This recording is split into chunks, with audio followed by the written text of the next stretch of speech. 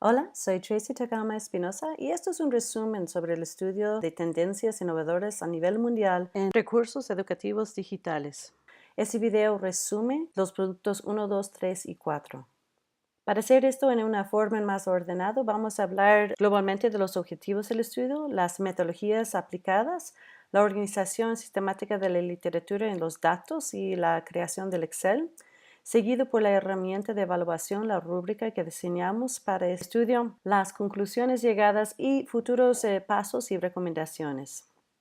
El objetivo del estudio fue básicamente que la mayoría de las investigaciones sobre los recursos digitales se centran en estudios de casos individuales, de una profesora, por ejemplo, de primaria y cómo utilizó algún tipo de aplicación en su aula, en vez de una comparación internacional y más global. Además, no existe una auditoría completa de la información al nivel internacional.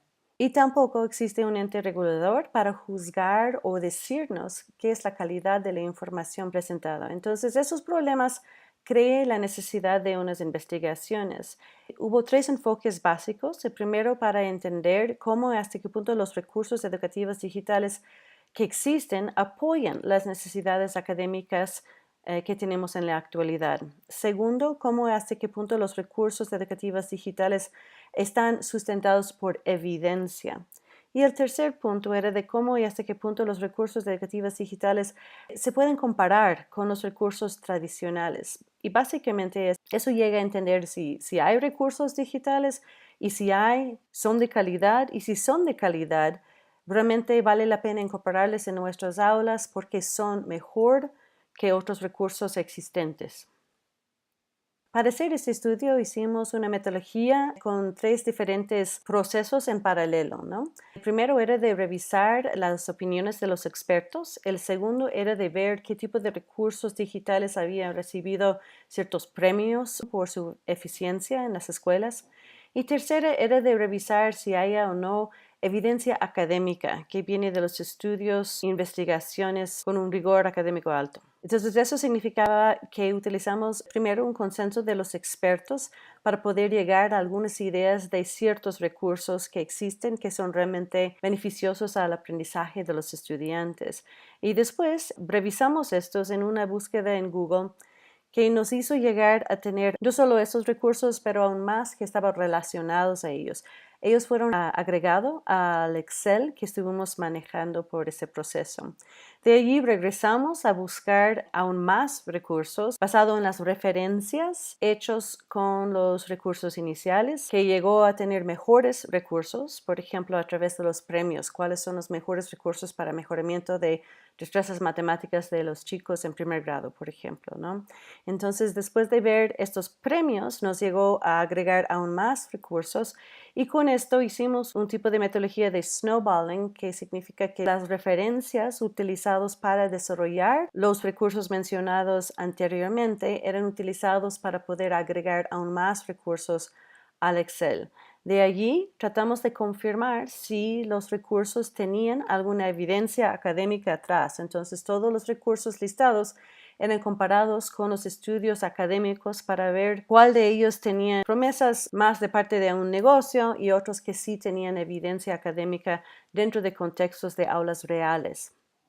Usando esto podemos llegar a una lista de información o de recursos que está fundado basada en evidencia y creamos una especie de taxonomía, una categorización de la información encontrada. Y todo esto fue puesto adentro del Excel. Eso nos hizo llegar a más de 400 diferentes recursos digitales de todos los países del convenio Andrés Bello y otros países más. Entonces, al hacerlo internacional y global, encontramos que hubo ciertos países con bastante más evidencia e información que otros, pero tratamos de incluir ejemplos, por lo menos de todos los que eran fundados en investigación. Al empezar el análisis, decidimos separarlo por niveles de información. Entonces, hubo algunos recursos educativos digitales al nivel macro, por ejemplo, del diseño instruccional o al nivel de metodologías. Después hubo otros tipos de recursos al nivel meso, que era, por ejemplo, o los sitios web que eran diseñados para facilitar los labores de los docentes.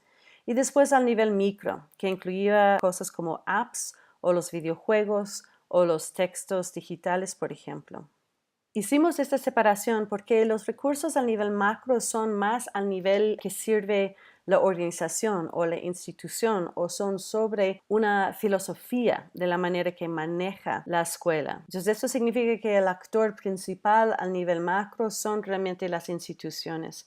Y al nivel meso, eran muchas cosas que servían más que nada el docente en sí. Por ejemplo, maneras de reforzar la escritura académica, por ejemplo, o otras maneras de facilitar prácticas extras para los estudiantes o laboratorios de ciencia. Y al nivel micro realmente eran herramientas que servían directamente a los estudiantes. Por ejemplo, ciertos videojuegos que apoyaban ciertas destrezas en particular o de necesidad por algunos alumnos en particular. Por ejemplo, al nivel macro hay ciertas cosas como EduPlanet 21, al nivel meso tenemos cosas como Udemy, o al nivel micro tenemos cosas como GeoGebra. Estos distintos niveles de recursos sirven distintos actores y por ende pensamos que era muy útil tener este nivel de separación. Y es importante reconocer que los recursos al nivel micro sufren con los mismos problemas de todos los recursos educativos en general, los tradicionales también, en que ellos solo trabajan en un solo aspecto de un aprendizaje. No es que, por ejemplo, Duolingo te enseña todo el lenguaje, pero trabaja en ciertos aspectos de fluidez de pronunciación, por ejemplo. O de Lab4U, trabaja en el proceso de protocolos de laboratorios y de trabajos en ciencia. Entonces, cada uno de los recursos a nivel micro realmente enfoquen en un área bastante refinado y muy definido. Hicimos todo este estudio y también queremos motivar que los docentes también aplican lo que llamamos diseño inverso. En inglés eso es Understanding by Design.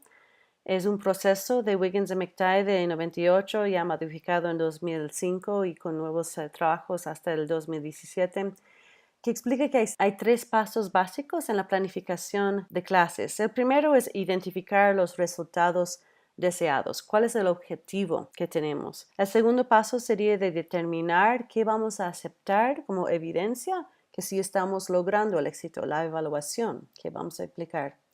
Y finalmente, el tercer paso sería de planear las actividades. Eso significa que tenemos que primero decidir qué queremos. Al final del día, ¿cuál es mi objetivo? ¿Qué queremos? ¿Qué busco lograr? Después, ¿cómo voy a medirlo? Y después, ¿qué hago? Entonces, al hacerlo en este orden, podemos asegurar que hemos elegido bien los recursos. Parte del problema o lo que descubrimos en este estudio es que al generar esta auditoría de los recursos digitales educativos, es muy importante, pero no se puede juzgar simplemente porque es popular, les sirve el interés o las necesidades de cada docente. Entonces, lo que queremos exigir es que los docentes también aprendan a elegir bien cuáles de los 400 o más recursos que existen, cuáles realmente sirven los objetivos que tienen por sus clases. Se puede encontrar adentro del documento final varios ejemplos al nivel micro, meso, que explica exactamente cuál es el recurso, para quién le sirve, si hay algún elemento negativo, de por qué es algo chévere o interesante de aplicar, cómo se puede usarlo, si es escalonable, si es algo que sirve a los países del convenio Andrés Bello. Entonces hay varios ejemplos adentro del documento y en todos los tres niveles que mencionamos antes.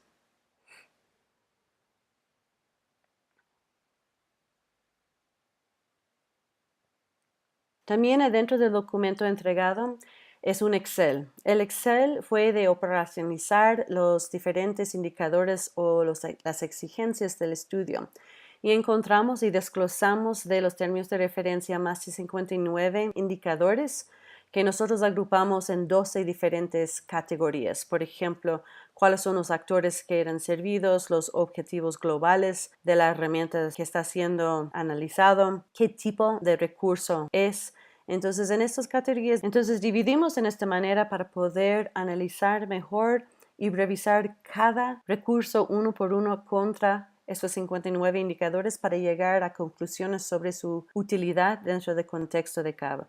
Y en paralelo creamos una herramienta de evaluación, algo que se puede utilizar en papel o en digital. Revisamos todas las otras rúbricas de los sistemas de evaluación de recursos educativos digitales y de TICs que existen. Entonces, principalmente utilizamos Merlot, EvalRead y instrumentos del Online Learning Consortium y creamos una lista acumulativa de todos los indicadores que ellos utilizaron. Después unificamos los criterios y creamos nuestra propia rúbrica. En esta rúbrica hay 46 diferentes indicadores en 6 diferentes categorías: del objetivo, de la parte legal, del contenido, del recurso, del aspecto pedagógico y el diseño y requisitos técnicos y también procesos de mejoramiento de diseño instruccional. Entonces, toda esta información está incluida en la rúbrica que existe. Entonces, en resumen, las conclusiones básicas que encontramos eran en 4 áreas: los recursos, la docencia, las políticas y investigaciones que existen. Al respecto a los recursos, encontramos que si analizamos y comparamos la información de los recursos tradicionales como libros de texto, por ejemplo, en comparación con textos digitales, se puede llegar a ciertas observaciones preliminares. Obviamente, hay la necesidad de otro estudio sobre este punto, pero por la accesibilidad o la diferenciación ofrecido o la variedad de recursos que se puede incluir o la flexibilidad del uso de los materiales o el costo o lo que es el aspecto emocional, según los autorreportajes de los estudiantes, podemos decir que los recursos digitales tenían ciertas ventajas. Pero al otro lado también encontramos que los recursos tradicionales eran mejor en términos de estimulación de memorias grafomotoras o de interacciones sociales más tradicionales, de conversaciones entre estudiantes o de dependencia externa, es decir, que no dependía su uso de la conectividad o el internet o equipos o computadores, por ejemplo. Entonces, esta es una conclusión muy interesante que hay que explorar en más detalle para poder hacer recomendaciones más concretas sobre el tipo de recurso que les sirve mejor en los países del Convenio Europeo. Respecto a las conclusiones de los docentes, lo que es muy interesante a reconocer es que mientras hay mucho interés de parte de la mayoría de los gobiernos a tener un equipo docente con buenas capacidades en términos de tecnología, hay una falta de personal experto. Hay bien pocos docentes que sí han sido formados en términos de información de tecnología en sus universidades o sí han tenido un curso, por ejemplo, en tecnología aplicada al aula. Ha sido un solo curso y sobre bien pocas herramientas. Y poco sobre, por ejemplo, la manera de escoger las herramientas más apropiadas. En algunos casos hubo un rechazo, una falta de apertura hacia la formación en tecnologías. Algunos docentes y algunos gobiernos sentían que realmente está bien, es en la manera que han hecho o creado las experiencias educativas en el pasado y no hay realmente necesidad de incorporar más tecnología. Eso sí, es una actitud muy cambiante. Se puede ver que la mayoría de los países realmente tienen un interés en más tecnología, simplemente tienen algunos retos en incorporarle en una manera aceptable para los sindicatos, para los docentes individuales que están en práctica ahora. Muchos de los países están pensando en hacer cambios a nivel universitario en la formación inicial antes de comenzar con la capacitación de los docentes que ya están en práctica, porque se encuentra que las generaciones más jóvenes están más abiertos al uso de tecnologías. En algunos casos hay una falta de recursos económicos para poder pagar expertos para apoyar a los docentes y en ciertos casos hay simplemente una falta de voluntad política en crear políticas concretas sobre el uso de tecnología en el aula.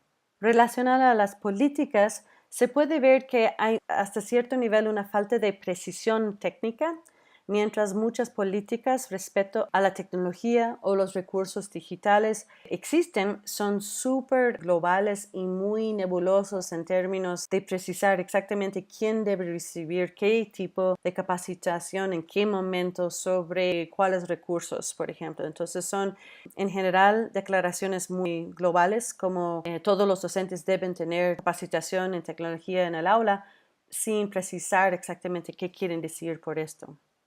Hay algunos gobiernos, por ejemplo la República Dominicana, que sí ha hecho una declaración bastante clara sobre la prioridad que está dando la información tecnológica y la manera de incorporar TICs en la educación de todos los docentes y en la implementación y uso de distintas herramientas como Internet en todas las escuelas o computadoras o el acceso a distintos programas, pero esos son la excepción. Hay pocos gobiernos que han llegado a este nivel de precisión. Y en algunos casos, las palabras están allí, pero no hay presupuesto. Entonces es bien difícil capacitar porque la cooperación, por ejemplo, con universidades que a lo mejor tienen la información, no están compartiéndolo en forma gratuita o al traer un experto del exterior sí cuesta. Entonces los presupuestos no están disponibles, aunque hay la voluntad política de hacerlo.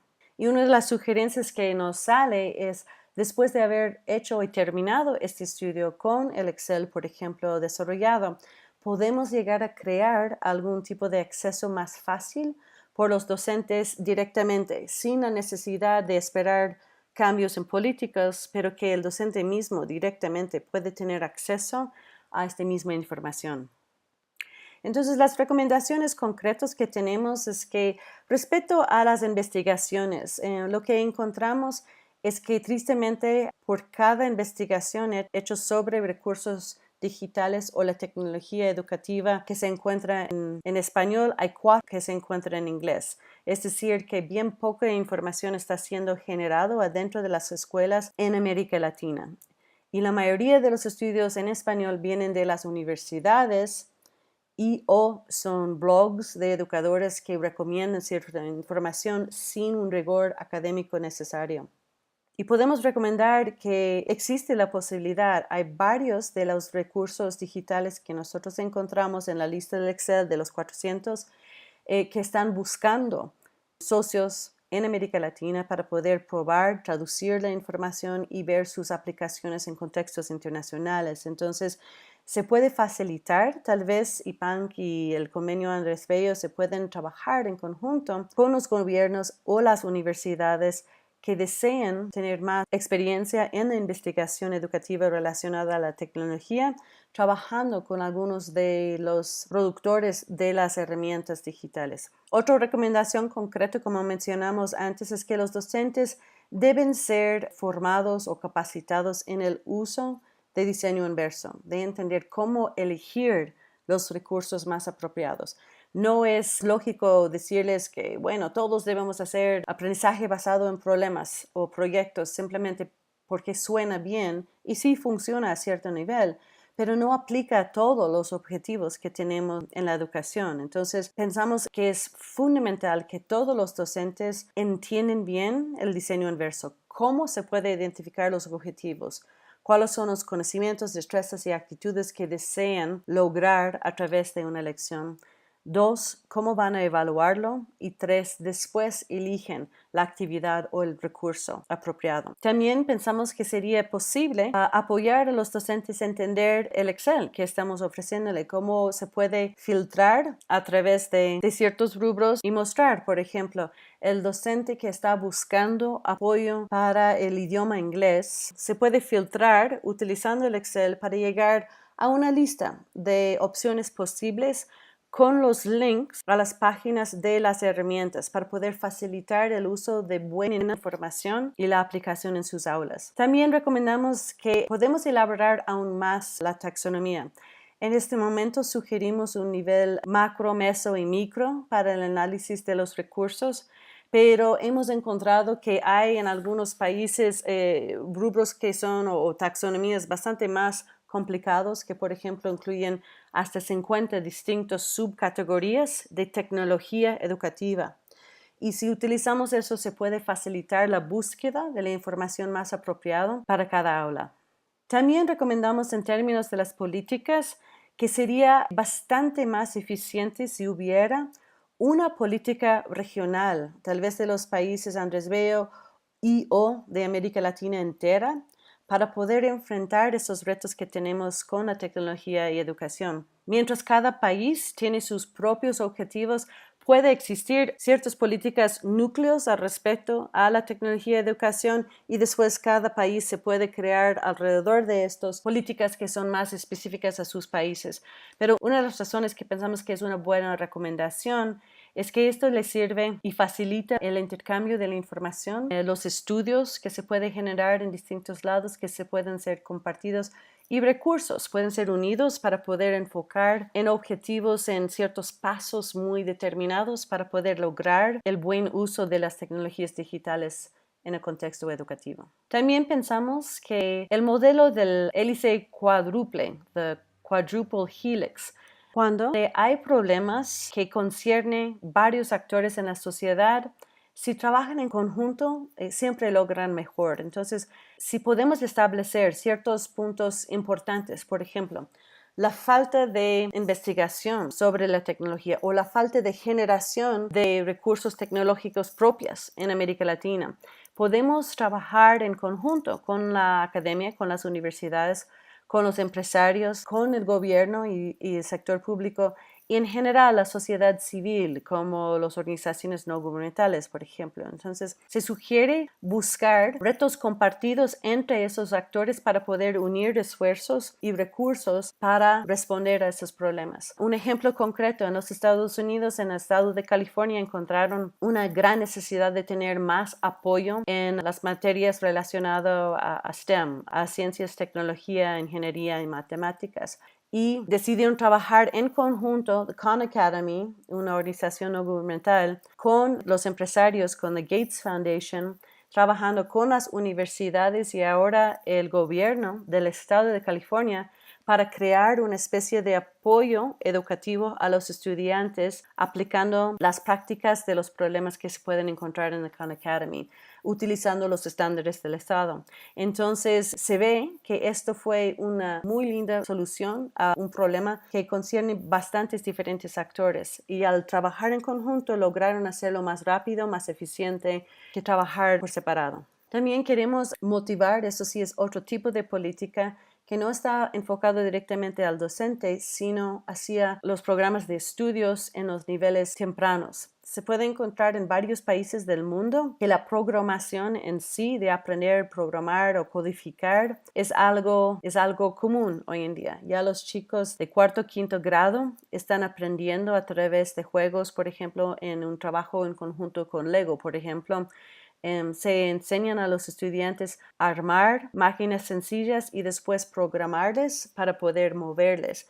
Entonces, al habituar este tipo de pensamiento con los niños chiquitos, facilita la probabilidad de interés continuo en esta información en el futuro, pero también cuando estos niños llegan a ser docentes, van a tener mejor aceptación de información sobre la tecnología. Como mencionamos antes, la cantidad y calidad de investigaciones en América Latina sobre tecnología educativa o los recursos digitales no es realmente adecuado en este momento. Entonces, se pueden crear políticas o simplemente ofrecer espacios. Por ejemplo, a través de la página del CAB se puede compartir los diferentes empresarios que están buscando socios en América Latina para poder hacer experimentos en las clases para poder confirmar la utilidad de ciertos recursos digitales. Entonces, se puede facilitar y servir como un puente entre lo que es demanda de gente buscando gente para hacer investigación en América Latina y aulas que están dispuestos o gobiernos que están dispuestos a prestar las aulas para poder probar la utilidad de los diferentes recursos. Vemos que esto sí es un fin, pero también es un comienzo. Debemos aprovechar de 3 sorpresas que encontramos. Número 1,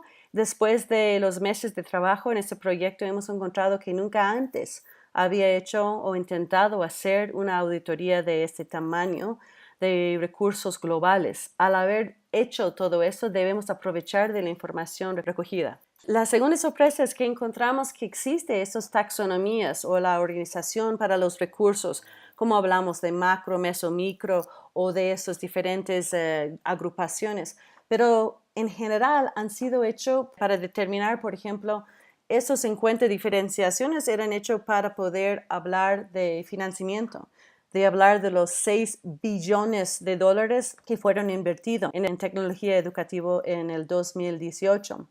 Eso es importante, pero se puede aprovechar de esas taxonomías para hacer otro tipo de desagregación de información para facilitar el acceso a información adecuada o útil para cada docente. Y eso nos llega a la idea de usar el Excel que hemos creado con esos 59 diferentes indicadores. ¿Cómo podemos aprovechar de ese diseño para llegar a otra herramienta, tal vez más fácil, para que los docentes puedan ingresar un par de cosas. Yo busco información de tercer grado relacionado a matemática, que sería a través de un videojuego para refuerzo de actividades en la casa. Si puedo filtrar y llegar a tener ciertas sugerencias, eso facilitaría la identificación de los buenos recursos educativos digitales. Y finalmente queremos recomendar, en el futuro hace falta más estudios en ciertas áreas. Por ejemplo, para poder lograr el objetivo de la formación inicial y la formación continua de los docentes, que está adecuado en términos de diseño inverso y en entendimiento de la variedad de recursos que existen, recomendamos que haya un estudio que analiza exactamente los mejores programas que existen en este momento para la capacitación docente y qué hacen en el resto del mundo para mantener actualizados los docentes. En el segundo lugar, para realizar este objetivo de mejorar el nivel de investigación y también de empezar a producir más recursos adentro de América Latina, sugerimos otro estudio que revisa la manera que las universidades están siendo o no utilizados como socios en este desarrollo de políticas para avanzar la tecnología educativa. Tercero, recomendamos otro tipo de estudios relacionados a las políticas y el involucramiento de la sociedad civil. Cuando sea posible, recomendamos fuertemente que este hélice cuádruple, o sea, the quadruple helix, del involucramiento de la sociedad civil, de las universidades, de los empresarios, de los ONGs, que todos los actores que tienen problemas en común, por ejemplo, el bajo nivel de lectoescritura en ciertos países. Si todo esto es importante por estos actores, eso debe ser prioridad en proyectos en el país. ¿Por qué? Ha sido probado que cuando está compartido los problemas se pueden resolver con mejor eficiencia porque unen los recursos hacia ciertos objetivos muy claros. También para poder ayudar a los docentes a seleccionar los mejores recursos y bajar ese nivel de ansiedad por la tecnología, recomendamos que haya otro estudio sobre los recursos que comparan la eficacia de los recursos tradicionales en comparación con los recursos digitales y cuáles son las diferencias y cuáles son los beneficios y cómo le ayudan a elegir a los docentes al saber los diferentes criterios, cómo pueden seleccionar los mejores recursos para apoyar sus esfuerzos en las aulas.